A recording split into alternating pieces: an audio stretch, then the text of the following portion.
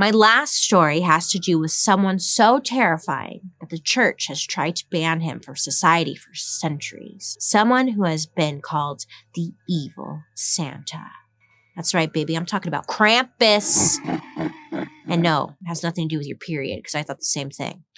Long ago, before Christmas was even a thing, across the sea over in Germany lived the son of the underworld who went by the name of Krampus, which translates to the claw. The claw. The claw. I just want to nail it, you know? The claw. Toy Story? Legend has it that Krampus, aka Krampus, is a tall, half goat, half demon, half man. If the math adds up right, that should make sense. So he's got the body shape of a man, but he's covered in goat fur. Oh yeah, goat fur. He's got a tail. He's got some hooves. He's also known for his gigantic horns that stick out the top of his head and his long, pointy demon tongue. I know. I was thinking the same thing. I was like, that's a sleigh I want to ride. That's a ride I want to slay. That's a tongue I want to ride. I don't know. Figure it out. But you know what I'm trying to say. Because I was like, what? Okay. So Krampus. Who was this guy? Legend has it that Krampus would tag along with Santa when he would take off for his Christmas journey to deliver toys to children. And while Santa was in the house, just, eating the snacks and the milks and all the goods, dropping off presents for the good kids, Krampus would sneak into the house to deal with the naughty children. The story says that Krampus beat the naughty children with tree branches. Wow. I know. Sharp left. He just straight up beat the children, naughty children specifically, with tree branches. He would stuff them in a sack, and then he would take the children off somewhere to be tortured or even eaten. Whoa. I know. He would just straight up make them disappear. I'm sure some parents didn't mind it. And he was actually featured in a lot of those freaky holiday cards I mentioned. On the card, he's always looming over a couple of scared kids about to snatch them up or eat them or beat them or whatever the hell he's doing. But honestly, I was like, wow, that's a great way to really scare kids into listening to you. You hear that, Henry? If you don't eat your broccoli, Krampus is going to beat you with some sticks. Right? I would behave. What? He's going to beat me with sticks? What the fuck? So, it was a way to really keep your kids in check. Same with Hansel and Gretel. Same with everything. They just hated their kids. Okay? They hated them. I don't know. It's probably why our grandparents were so fucked up. Makes sense now. Makes sense. Anyways, Krampus wasn't just about scaring kids. There's lots of adults who love Krampus. They just enjoy celebrating the pagan ritual and celebrating their own Christmas. And a lot of them are like, just let me celebrate Krampus. It's not hurting anybody except for all the kids. It's traumatizing, but still. But the church was not okay with this. And in the 12th century, the Catholic Church, they tried really hard to banish Krampus celebrations because he looked too much like the devil. It makes sense. He was the son of the underworld. They weren't really wrong.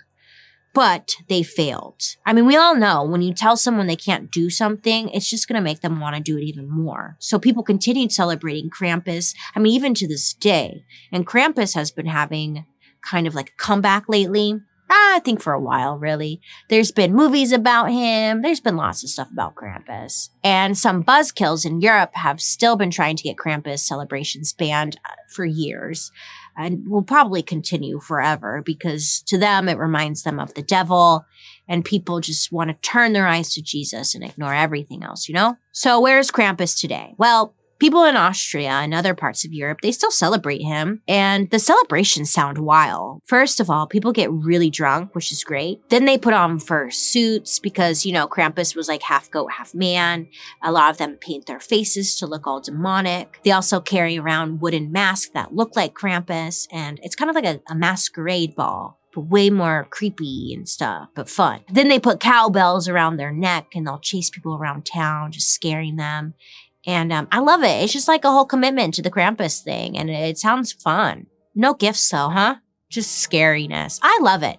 Look, if you celebrate this holiday, send me an Evite. I want to come. I'm going to come to a Krampus party. Shoot me an email over at 69hotchick_69@hotmail.com and I'll respond to your evite. I'll come to your Krampus party. I want that sleigh ride. So to these cultures, Krampus is actually more lovable. He's a part of their culture. You can't appreciate the sunshine without the rain. Am I right? They sell little chocolate Krampus and Santa gift sets and collectible horns. I need to live here. Good for them. I think a lot of us would probably pee our pants if you just randomly showed up there and you saw someone dressed as a demon goat coming after you. We'd probably die. But I think it's really nice that these celebrations make people happy. And that's all that matters, right? During the holidays, to be happy with the people you love around you. So the legend of Krampus lives on. He's still around today. Don't look behind you. Look, I would say bust out the Krampus situation and start scaring your kids again because I see them misbehaving in the stores, running amok.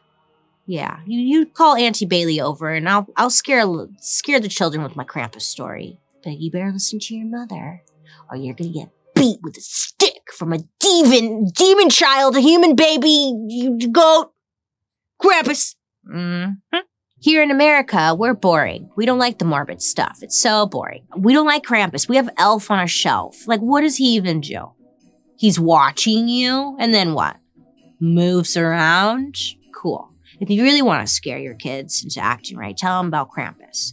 Tell them what happens if that child misbehaves. So, if you're alone this holiday season, maybe feeling a little down, remember that everything we do for Christmas really has nothing to do with family. It's all about a cheating man, child abuse, and demon goats. So, Merry Christmas and Happy Holidays, you filthy animals. And most of all, I hope you have a happy New Year.